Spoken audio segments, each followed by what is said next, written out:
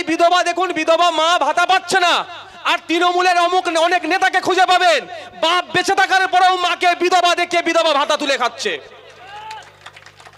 আমরা চাই ওই সমাজ ব্যবস্থা। কটা বিধবা মাকে ভাতা দেওয়া দরকার?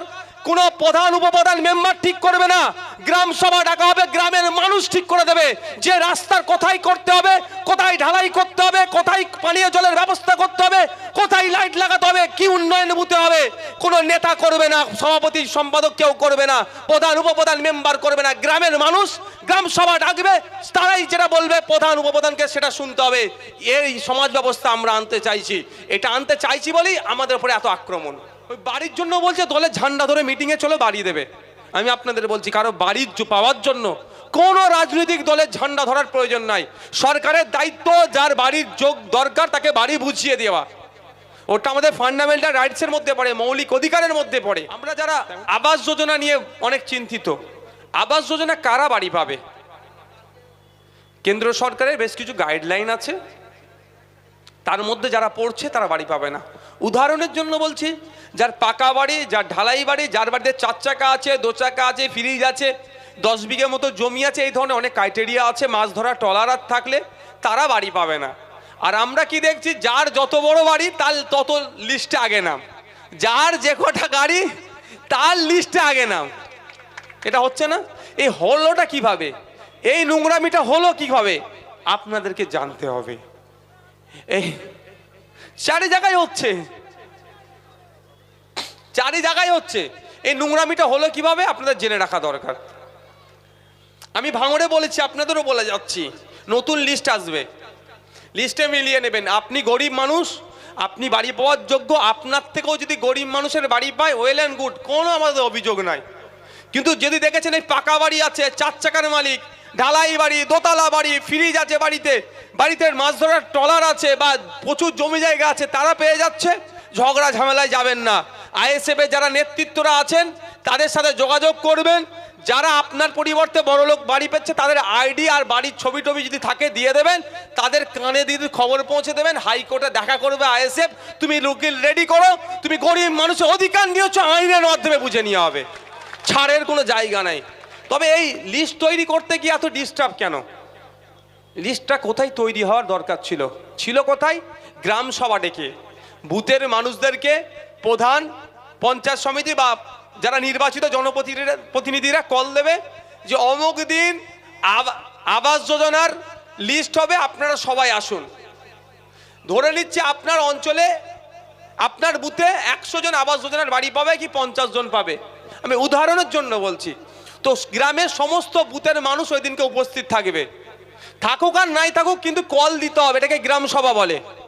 সবাইকে আহ্বান করবে, গ্রামের মানুষ উপস্থিত থাকবে, প্রধান উপপ্রধান মেম্বার, পঞ্চায়েতে যিনি সেক্রেটারি তারা থাকবেন, গ্রামের মানুষ বলে দেবে সব থেকে গরিব থেকে লিস্ট তৈরি হবে।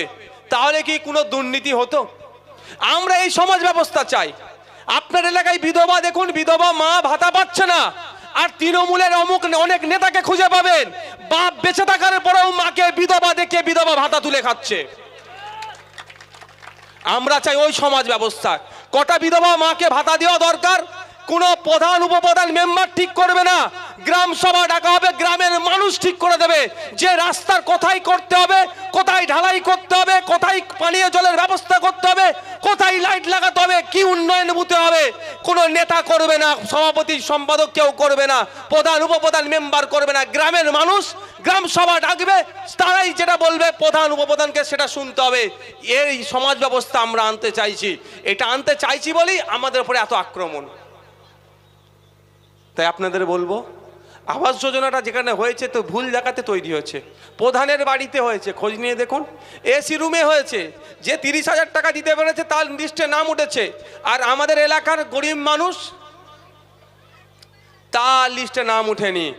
যার লিস্টে নাম ওঠেনি, নতুন লিস্ট হয়েছে, আপনারা অপেক্ষায় থাকুক, আপনাদের জন্য লড়াই আমরা আছি। আপনাদেরকে কোর্টে যেতে হবে না, কোর্টে আইএসএফ যাবে। যারা অনৈতিকভাবে নাম ঢুকিয়েছে তাদের বিরুদ্ধে আইনি লড়াই লড়িয়ে তাদেরকে মজা বুঝিয়ে দেওয়া হবে আগামী দিনে, যে অন্যায় দুর্নীতি করলে কোনো ছাড় হবে না। সকলে ভালো থাকবেন, সময় স্বল্প, কয়েকটা কথা বলে আমি আপনাদের কাছে বিদায় নেব। দেখুন, আপনাদের কাছে অনুরোধ করছি, এই আমরা পাচ্ছি না আমাদের অধিকার, কারণটা কি? আমরা সচেতন নই। আমি অনুরোধ করছি আপনাদেরকে, সচেতন না থাকার দুটো কারণ, একটা হচ্ছে শিক্ষা না থাকার জন্য, আর দেশের সংবিধান সম্পর্কে আমাদের কোনো নলেজ না থাকার ফলে। আমাদের অধিকার কোথায় আছে? সংবিধানের পাতায় লিপিবদ্ধ আছে। আমরা এখানে ভিন্ন ধর্মের মানুষ আছি, ভিন্ন ধর্মগ্রন্থ মানুষ যেমন আছে, ভিন্ন ধর্মগ্রন্থ আমরা পড়ি বাস্তব জীবনে অ্যাপ্লাই করার জন্য। আমি আপনাদের কাছে অনুরোধ করব, যেমন আমরা ধর্মগ্রন্থ পড়ি, সাথে সাথে আমরাও দেশের সংবিধানের একটা করে কপি বাড়িতে রাখি। কাগে কান নিয়ে যাচ্ছে, ওই কাগে কান নিয়ে চলে গেল এটা না ভেবে আগে কানটা দেখব। আপনার অধিকার নওশাদ সিদ্দিকী এসে ভুলভালও তো বলে যেতে পারে, কতটা ভুল বললো কি ঠিক বললো আপনি সংবিধানের পাতাটা উল্টে দেখুন না। 12 থেকে সংবিধানের 36 আর্টিকেলে দেখুন, 35 দেখুন না, ফান্ডামেন্টাল রাইটসের কথা আছে, ওইটা জায়গায় দেখুন। তা আপনাদের অনুরোধ করব, একটা করে কপি সংবিধানের রাখুন, অধিকার ওখানে আছে, ওটা দেখুন। দ্বিতীয় কথা হচ্ছে, আপনাদের সন্তানগুলোকে উচ্চশিক্ষায় শিক্ষিত করুন। আজকে আমাদের শিক্ষার অভাবের ফলে যে যা বুঝাচ্ছে আমরা বুঝে যাচ্ছি। ওই বাড়ির জন্য বলছে দলের ঝান্ডা ধরে মিটিংয়ে চলো বাড়ি দেবে। আমি আপনাদের বলছি, কারো বাড়ির পাওয়ার জন্য কোনো রাজনৈতিক দলের ঝান্ডা ধরার প্রয়োজন নাই। সরকারের দায়িত্ব যার বাড়ির যোগ দরকার তাকে বাড়ি বুঝিয়ে দেওয়া, ওটা আমাদের ফান্ডামেন্টাল রাইটসের মধ্যে পড়ে, মৌলিক অধিকারের মধ্যে পড়ে। তাই অনুরোধ করছি, আপনারা আপনাদের সন্তানগুলোকে উচ্চশিক্ষায় শিক্ষিত করুন। দ্বিতীয় হচ্ছে সৌজন্যতা রাজনীতি করুন। মমতা ব্যানার্জি শুভেন্দু বাবুকে ডেকে চা খাওয়াতে পারছে, কোনো সমস্যা নেই। দিলীপ ঘোষ, কুণাল ঘোষ, সুকান্ত মজুমদার এক জায়গায় বসে কেক কাটতে পারছে, কোনো সমস্যা নেই। যত লড়াই সন্দেশপুর, বর্গেছিয়া, পাতিয়াল, ভাঙড়, ক্যানিং, গোসাবা, দার্জিলিং, শত লড়াই কোথায় বুথ স্তরে। আমি প্রত্যেকের কাছে অনুরোধ করব, বড় নেতারা এসি রুমে বসে চা খাচ্ছে, আপনারা এসিতে না বসলেও নন এসিতে অন্তত যার যেই দল ভালো লাগবে ওই দল করুন, এক জায়গায় বসে চা খান। দিনের শেষে প্রতিবেশী এটা মাথায় রেখে রাজনীতি করবেন, হিংসা বিদ্বেষ থেকে সমাজকে মুক্ত রাখবেন। পরিশেষে আমাদের একটা আওয়াজ তুলতে হবে, আমাদের পরিবারের সন্তানরাও পুলিশে আছে, আমাদের পরিবারের ছেলেরাও এখন সিভিকে আছে। সিভিক ভাইদেরকে প্রচুর খাটিয়ে নিচ্ছে, মাত্র 9,000 টাকা মতো মাইনে দিচ্ছে। তো আমাদেরই বাড়ি তারা তো সন্তান ভাই, যারা সিভিকে আছে। পুলিশকে 18 ঘন্টা 16 ঘন্টা ডিউটি করাচ্ছে। আমাদের আওয়াজ তুলতে হবে, সিভিক ভলেন্টিয়ারদের সমকাজে সমবেতনের ব্যবস্থা করতে হবে, সরকারি কর্মচারীদের ডিএ দিতে হবে, এবং পুলিশের যে শূন্য পদ আছে প্রায় 1.5 লক্ষ, সেটাকে পূরণ করতে হবে। পূরণ করলে কি হবে? 1.5 লক্ষ পরিবার বাঁচবে, নতুন 1.5 লক্ষ ছেলে চাকরি পাবে। সাথে সাথে এখন যে পুলিশের ভাইরা আছে তাদের ডিউটিটা একটু কম হবে, তারাও আমাদের পরিবারের সন্তান। এই আওয়াজটা তুলতে হবে, এবং ডিএর আওয়াজটাও তুলতে হবে। মুখ্যমন্ত্রী বলেছিলেন যে সরকারের ডিএ দেওয়ার ক্ষমতা নাই, তার শাসন কার্যে তার থাকার অধিকার নাই। তো 12 বছর হয়ে গেল, এখন ডিএ কোন জায়গায় পৌঁছেছে? এনারও তাহলে অধিকার নাই। তার কথা অনুযায়ী এই আওয়াজটা আমাদেরকে প্রত্যেককে তুলতে হবে। আগামী 21শে জানুয়ারি ফ্যাসিস্ট বিজেপি এবং দুর্নীতিগ্রস্ত স্বৈরাচারী তৃণমূল কংগ্রেসের বিরুদ্ধে জনমত গড়ে তোলার জন্য আগামী 21শে জানুয়ারি কলকাতায় আসুন, আপনাদের সাথে দেখা হবে। অধিকার সুনিশ্চিত করার জন্য আপনাদের কাছে অনুরোধ করব, আগিয়ে আসুন। কে মুসলিমদের দল বলল, কে বিজেপির দালাল বলল, ওটা সময় এখন আর নাই। এই 75 বছর ধরে শুধু অন্যজনকে, অপরের কিভাবে ভালো হবে সেটা আমরা ভেবে ভোট দিয়েছি। এবার সময় এসেছে, আপনি ভাবুন 75 বছর হয়ে যাবার পরেও আপনার মাথার ওপরে এখনো চালটা পাকা হলো না কেন? নিজের বাড়ির ওপরে চালটার কথা ভেবে, 100 দিনের কাজের নিয়মিত কথা ভেবে, নিত্য প্রয়োজনীয় জিনিসের দাম যাতে ঠিকঠাক থাকে, সমকাজের সমবেতনের কথা ভেবে, এক কথায় আপনি নাগরিক, আপনি মাথা তুলে বাঁচবেন। আপনার অধিকার সুনিশ্চিত করার লক্ষ্যে 75 বছর অনেকের কথাই বিকিয়ে গিয়ে ভোট দিয়েছেন।